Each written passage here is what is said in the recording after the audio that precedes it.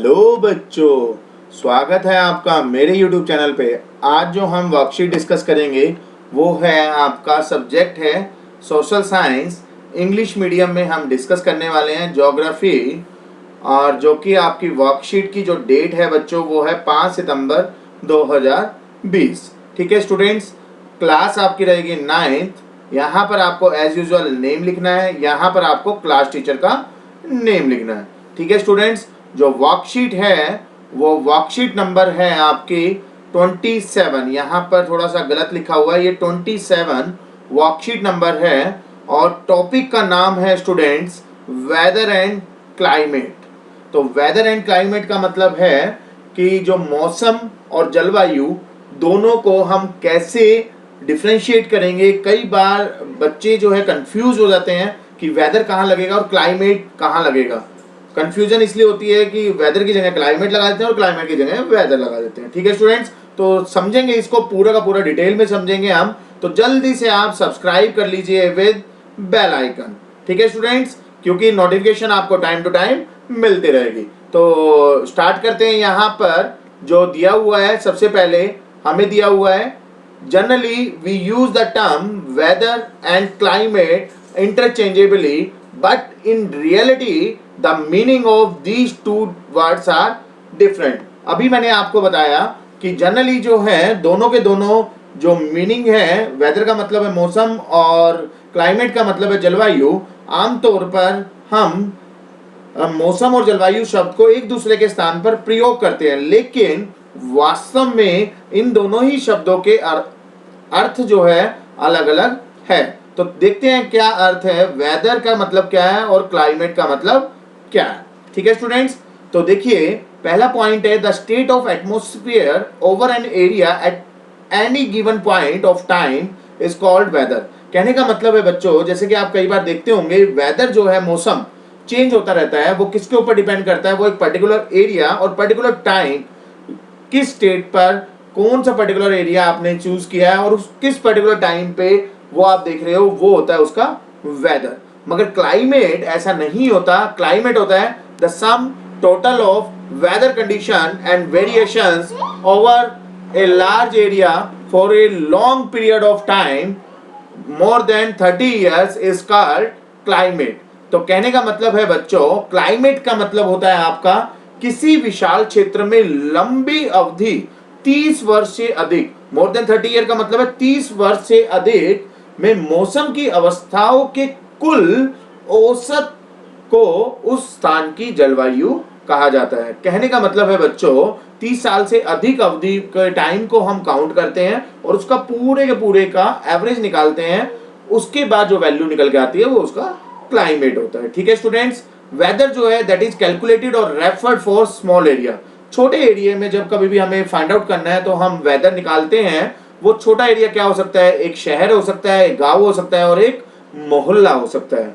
It is calculated और referred for comparatively large area, एक country और मैनी कंट्री।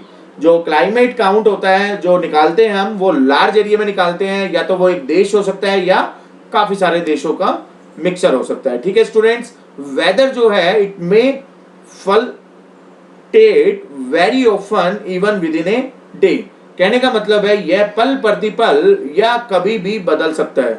वेदर जो है आपने देखा होगा, कभी धूप, कभी छाव, कभी शाम, कभी रात, इस टाइप से जो है चेंज होता रहता है, मौसम चेंज होता रहता है। ठीक है, क्लाइमेट जो है it remain same over A long period of time. जो क्लाइमेट होता है वो ज्यादातर जो है वो सेम रहता है, काफी टाइम तक वो चेंज नहीं होता। ठीक है बच्चों, वेदर का जो एग्जांपल है, even in a day we can have sunny और स्टॉर्मी और इवन रेनी कंडीशन। आप देखते हो कई बार 1 घंटे पहले वो धूप निकली हुई थी, 1 घंटे बाद आंधी आने लगी, स्टॉर्मी का मतलब है आंधी, फिर थोड़ी देर बाद देखा तो रेन होने लगी, मतलब बारिश होने लगी। मगर क्लाइमेट में India is of monsoon type. जो इंडिया है मतलब देश में हम काउंट करते हैं क्लाइमेट, तो ये हमारा मानसूनी टाइप का होता है। ठीक है बच्चों, तो उसके बाद देखते हैं एलिमेंट्स क्या क्या है वेदर एंड क्लाइमेट्स के। जैसे कि टेम्परेचर, एलिमेंट्स का मतलब है किस किस के ऊपर वो डिपेंड करता है। जैसे कि टेम्परेचर अगर ज्यादा होगा तो धूप निकलेगी। ठीक है बच्चों, इसी तरह से जलवायु का भी जो वैल्यू है वो टेम्परेचर की फॉर्म में ज्यादा आएगी। एटमॉस्फेरिक प्रेशर, ये इसके ऊपर भी मैटर करता है। वाइंड मतलब किस तरह की पवन है हमारा। ह्यूमिडिटी मतलब मॉइस्चर कितना है, पानी जैसे कई बार आप देखते हो ह्यूमिडिटी हो जाती है, चिपचिपा सा लगता है। रेनफॉल मतलब वर्षा या वर्षण कितना हो रहा है, मतलब कितनी बारिश हो रही है, कब बारिश नहीं हो रही है, इस टाइप से। These are the elements of the weather and the climate. ठीक है स्टूडेंट्स, अब उसके बाद देखते हैं कौन कौन से फैक्टर अफेक्ट करते हैं क्लाइमेट को, जलवायु को प्रभावित करने वाले कौन कौन से फैक्टर है। जैसे कि पहला है लैटिट्यूड। लैटिट्यूड को हिंदी में बोलते हैं बच्चों अक्षांश।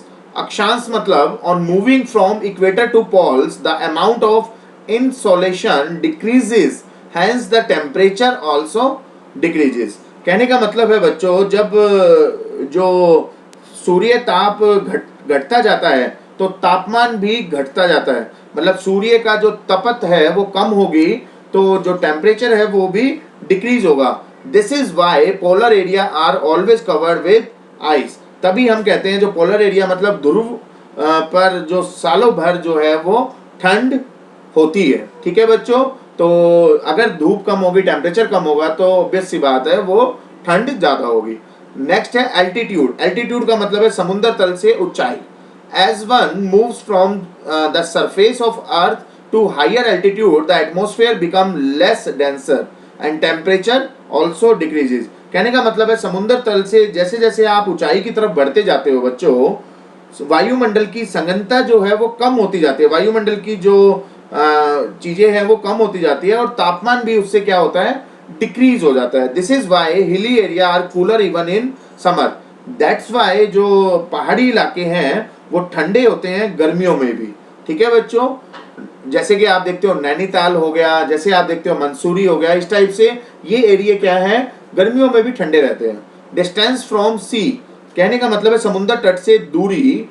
As the distance from sea increases, अगर समुद्र तल से जो डिस्टेंस है वो बढ़ता जाता है, moderating influences of sea breezes decreases and we experience extreme weather condition. तो इससे होगा क्या, समुद्र तट से दूर होने पर समुद्री हवाओं का प्रभाव भी कम होता जाता है, इसलिए तापमान बढ़ता है। तो that's why the city near the sea, जो समुद्र के पास सिटी है वो है मुंबई, उसका जो वेदर है वो throughout the year same रहता है, experience even weather condition throughout the year. But in city जैसे कि Delhi which is far from sea experience extreme weather condition. तो जो दिल्ली है वो दूर होती है आपकी समुंदर से, तो उसका आप देखते होंगे जहां पर समुंदर से दूरी है तो अधिक गर्मी होती है और अधिक सर्दी होती है, तो यहाँ पर सेम नहीं रहता। ठीक है बच्चों, तो कहने का मतलब है समुंदर के पास है तो सेम सा लगता है पूरे साल, मगर समुंदर से दूरी जैसे अगर बढ़ती जाती है तो जो गर्मी भी ज्यादा पड़ती है और सर्दी भी ज्यादा पड़ती है। नेक्स्ट है प्रेशर एंड वाइंड सिस्टम, वायु दाब और पवन तंत्र। तो यहाँ पर जैसे कि the pressure and the wind system of an area depends upon the latitude and altitude of that place. वायु दाब और पवन तंत्र उस स्थान के अक्षांश और ऊंचाई पर निर्भर करता है, जिसपे तापमान अधिक होने पर वायु दाब कम हो जाता है। Higher the temperature lower will be the pressure and vice versa. अगर टेम्परेचर बढ़ेगा तो जो वायु दाब है वो कम हो जाएगा और अगर तापमान कम होगा तो वायु दाब बढ़ जाएगा। ये बिल्कुल इनवर्सली प्रोपोर्शनल है बच्चों। नेक्स्ट है ocean currents, you can say महासागरीय धाराएं। तो along with onshore winds warm और cold ocean current flowing past the coastal area affect the climate of that area with warm or cold climate। तो कहने का मतलब है महासागरीय धाराओं के कारण या ठंडा होने के हिसाब से उसके तटीय क्षेत्रों का तापमान भी गर्म या ठंडा हो जाता है। ठीक है बच्चों। रिलीफ फीचर, उच्चता व्यय माउंटेन प्लेट्यू प्लेन्स, तो पर्वत पठार या मैदान। High mountain act as a barrier for cold or hot wind and also cause precipitation if they are high enough and lie in the rain bearing winds। किसी स्थान पर ऊंचे पर्वत गर्म या ठंडी वायु की गति को अवरुद्ध कर सकते हैं और जल वाष्प वाले वायु के मार्ग को रोक कर वर्षा भी करवा सकते हैं। ठीक है बच्चों, तो ये था हमारा फैक्टर अफेक्टिंग क्लाइमेट। अब हम मूव कर रहे हैं क्वेश्चन आंसर पर। पहला क्वेश्चन है what do you mean by climate and what are the elements of it. तो कौन कौन से क्लाइमेट को क्या कहते हैं, क्या मतलब है क्लाइमेट का और क्या क्या एलिमेंट्स है, ऊपर हमने देखे थे बच्चों। तो sum total of weather condition and variations over a large area for a long time period more than 30 year is called climate. ठीक है बच्चों, तो क्लाइमेट क्या था, अभी हमने ऊपर देखा था, जो मोर देन 30 एरिया में जो हम फाइंड आउट करते हैं और काफी बड़े एरिया में for a long period of time, जिसमें हम उसका औसत निकालते हैं, मतलब उसका एवरेज निकालते हैं, तो वो उसका होता है क्लाइमेट। तो एलिमेंट पूछे थे बच्चों, एलिमेंट हमने देखा था टेम्परेचर के ऊपर डिपेंड करता है, एटमॉस्फेरिक प्रेशर के ऊपर, wind, humidity and rainfall, these are the elements of the climate. ठीक है स्टूडेंट्स, तो पहले क्वेश्चन का आंसर आपका मिल चुका है। दूसरा क्वेश्चन है why is there so much difference between climate of Kerala and Delhi. तो क्या डिफरेंस है, क्यों इतना काफी डिफरेंस है केरला एंड दिल्ली में।